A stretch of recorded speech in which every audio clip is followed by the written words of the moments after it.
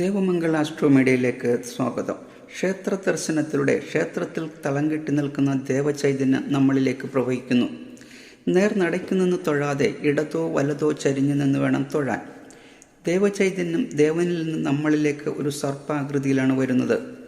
കൈകാലുകൾ ചേർത്ത് വെച്ച്, കൈപ്പത്തികൾ ചേർത്ത്, താമരമുട്ട് പോലെ പിടിച്ച്, കണ്ണുകൾ പകുതി അടച്ചു പിടിച്ച് ദേവന്റെ മന്ത്രങ്ങളോ സ്തോത്രങ്ങളോ ജപിച്ച് തൊഴുത് പ്രാർത്ഥിക്കണം. അപ്പോൾ പരസ്പരം ചേർത്ത് പിടിച്ചിരിക്കുന്ന കൈപ്പത്തി വിരലുകൾ വഴി തലച്ചോറിലേക്ക് ദേവചൈതന്യം അതിശക്തമായി ഒരു പ്രത്യേക രീതിയിൽ നമ്മളുടെ ശരീരമാകെ വ്യാപിക്കുന്നു.